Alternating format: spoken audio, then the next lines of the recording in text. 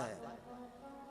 इस शरीर से निकलने के बाद में तुम्हें सूक्ष्म शरीर प्राप्त होगा, फिर उसे छोड़ोगे, फिर स्थूल शरीर में आना होगा।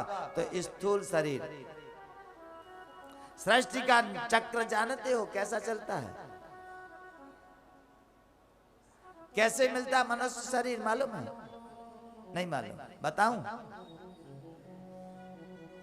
ध्यान से सुनिएगा, इस सृष्टि का चक्र बताता हूं। यह जो तुम्हें शरीर प्राप्त हुआ है, जिस सहज में नहीं हुआ है।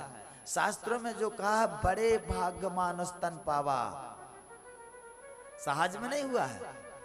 बहुत कबाहू की करु करुणा निधि देहि, देत ईश बिन हेतु सनेही।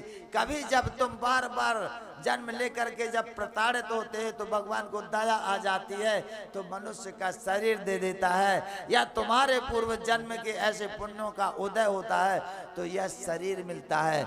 अब मिलता कैसे है? इस सृष्टि के क्रम को अगर देखोगे, तब तुम जानोगे कि हाँ, मैं भूल कर रहा हूं। सुनो, यह जीव जो है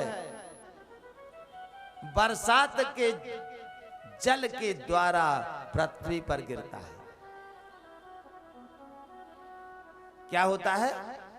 पृथ्वी पर जल के द्वारा गिरता है। वनस्पतियों में यह जीव शोषित होता है, अर्थात जब तुम वहां से गिरोगे तो वनस्पतियों के द्वारा शोषित होकर के वनस्पति के रूप में तुम परिणत हो जाओगे। तुम अगर ये समझते हो कि नहीं हम मनुष्य ही बनेंगे, तो ये भूल है, ये कल्पना भी छोड़ देना। वनस्पतियों में वह जीव बीज के रूप में परिणत होता है। अब जब बीज के रूप में परिणत हो जाता है, तो वह या तो वृक्षों के रूप में भी जा सकता है, या फिर उसे जब कोई नर जीव खाता है, तब शुक्राणु के रूप में परिणत होता है। यदि कोई मादा जीव खाता है, तो वह उसका अस्तित्व नष्ट हो जाता है, फिर उसे जाना पड़ेगा उसी रास्ते। वनस्पतियों में गया तो वृक्ष बन जाता है, तो हजारों लाखों साल तक खड़ा रहता है। किसी जीव में गया, पक्षी ने खाया, तो पक्षी नर खाएगा तो शुक्राणु में परिणत होगा, फिर समय मिलेगा तो वह गर्भाधान होगा, गर्भाशय में जाएगा, तब जन्म ग्रहण करेगा। उस बीज को यदि कोई पुरुष मनुष्य खाता है, तब उसके शुक्राणु में परिणत होता है, तब संयोग से मां के गर्भ में जाता है, तब फिर वह जन्म लेता है। आजकल के लिए तो बड़ा ही दुस्तर है, क्योंकि अब तो हम दो हमारे दो का नारा है। अब तो रास्ता ही बंद हो जाते हैं जीवों के आने जाने की।